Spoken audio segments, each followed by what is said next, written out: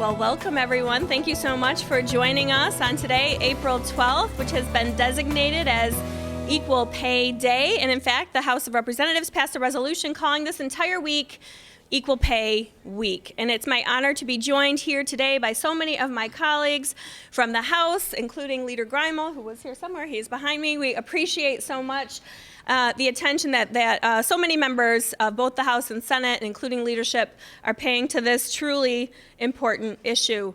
We stand here today celebrating Equal Pay Day, nearly 100 days into 2016.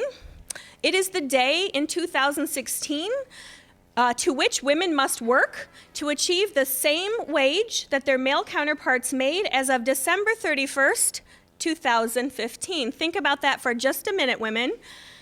100 days into the new year, nearly a third, to make up for the gap that our male counterparts made in the year before. The wage gap is not really closing. People want to say it is, but if we let it close naturally, the way that it is happening in the marketplace right now, the gap will not be closed for another 70 years. Not until 2086 would the gap close if we don't do something to take action. That pay differential means, for working American women, a loss of nearly $530,000 over her working lifetime. We think about statistics that we know as women, we tend to live longer than our male counterparts. We tend to take time out of the work to have children and raise children, maybe nurture our aging parents. That means we have $530,000 left to be able to save for retirement, to be able to be attributed to our Social Security wages, to help try to ensure that we have a comfortable and secure retirement.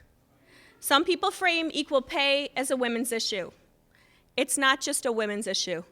It's everyone's issue. Now more than ever, women are increasingly head of household earners. They are a very important dual earner in two working family member households. And what we know is that right now in Michigan, 34.7% of families headed by working single mothers live in poverty. More than a third of our working women who are heads of households with children are living in poverty. If we made one simple change to truly enact pay equity in this state, we could raise nearly half of those women and children out of poverty overnight. So I'm proud to stand here with my colleagues and commemorate Equal Pay Day and Equal Pay Week. I'm proud that a resolution passed the House to do just that, but it's certainly not enough to stand here for another year and commemorate this day without taking action on meaningful policy to close the gap. And I encourage all of those out there, including Governor Snyder, who has made a statement about the importance of equal pay for equal work, and our bipartisan colleagues in both the House and the Senate, to actually take action and not just do a commemoration. Let's make a change for Michigan women so that when we stand here next year on Equal Pay Day, we have something to celebrate, not just something to commemorate. And I'm going to turn it over now to my colleague, Representative Erica Geis, for some comments.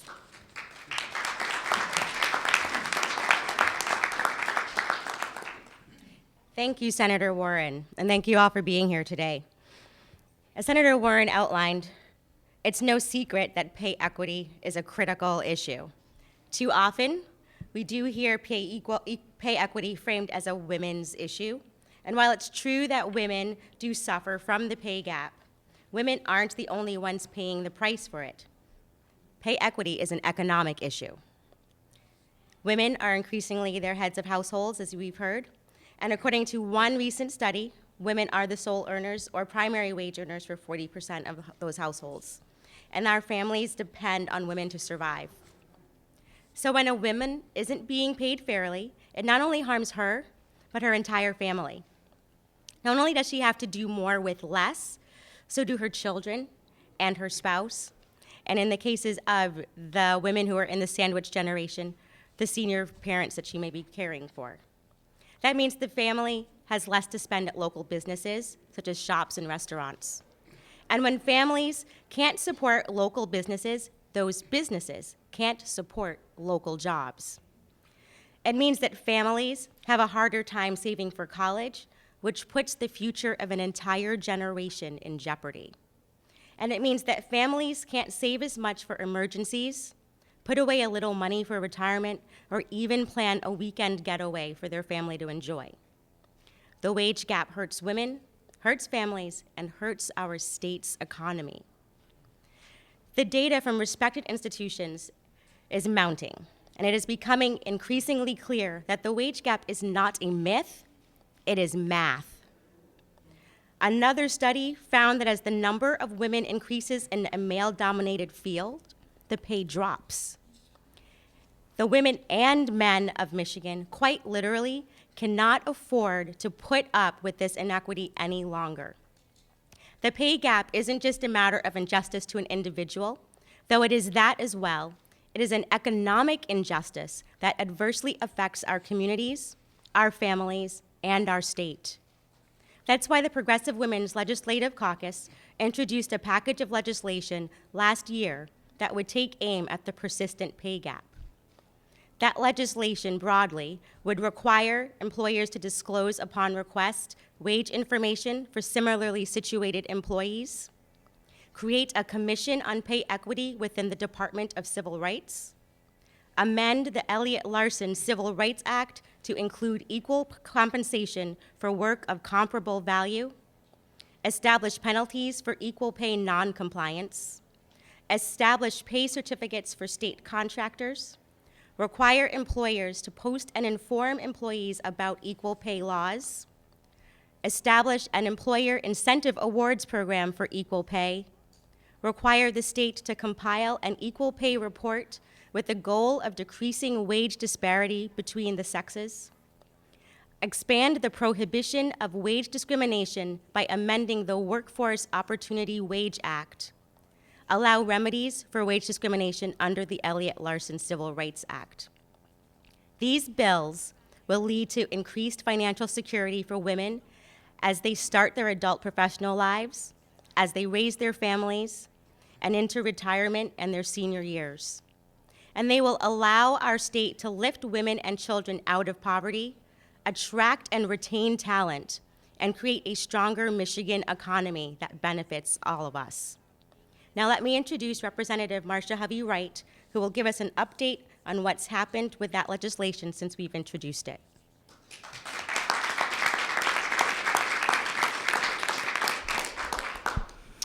Thank you, Representative Geis, and thank you all for coming here today. So what has happened since we introduced the legislation last year? The 12 bills expanded from 4 bills. Well, the answer is nothing. This Republican-led legislature,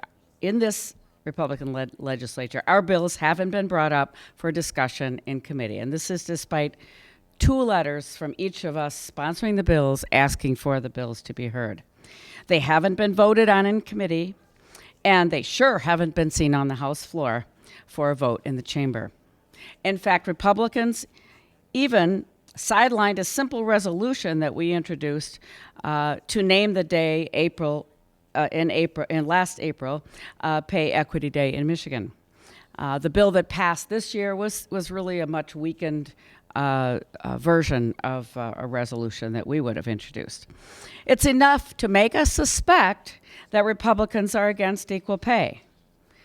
But that can't be the case, as several Republicans have said they're for equal pay, and even the governor. And again, it's pretty easy to say something, but actions speak for themselves. While we've been working hard to develop draft proposals that would end wage discrimination in Michigan, Republicans haven't lifted a finger. And one by one, they dropped off each of the bills that we had introduced, passed in other states with Republican majorities. Worse, they've put roadblocks in the way of progress. Why not have a hearing? Just have a hearing on these bills. Why not open up a real discussion on how pay equity is hurting Michigan families?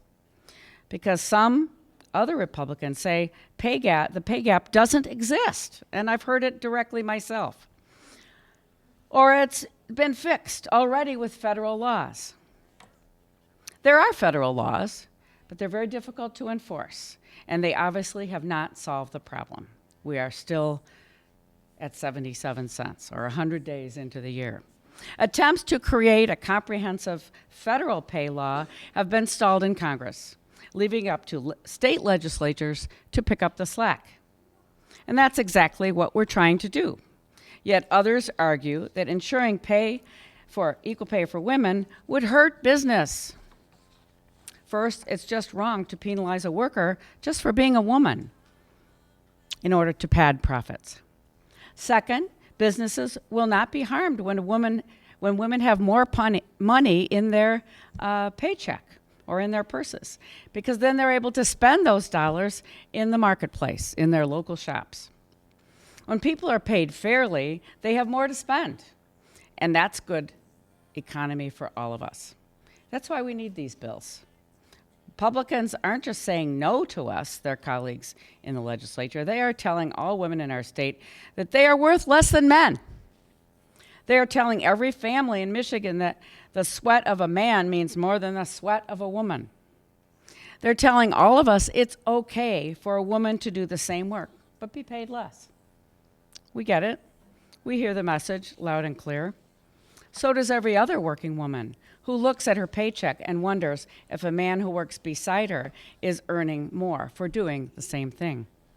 That's why we're going to continue to fight for the women of Michigan and the families that depend on them. Today, we are announcing the formation of a Stronger Michigan task force. And this is a bipartisan work group that will bring together legislators, business leaders, community leaders to advance pay equity policies and lead to greater financial security for women at every stage of life. We are currently finalizing the members of that task force, and that will be released at a later date. The greater financial security for growth in our state is what we will get. And it is time for us to get together as a state with a single clear message. Women need equal pay today, not tomorrow, not 70 years from today, certainly not 70 years. Let's make this Equal Pay Day the last one that we have to commemorate in Michigan.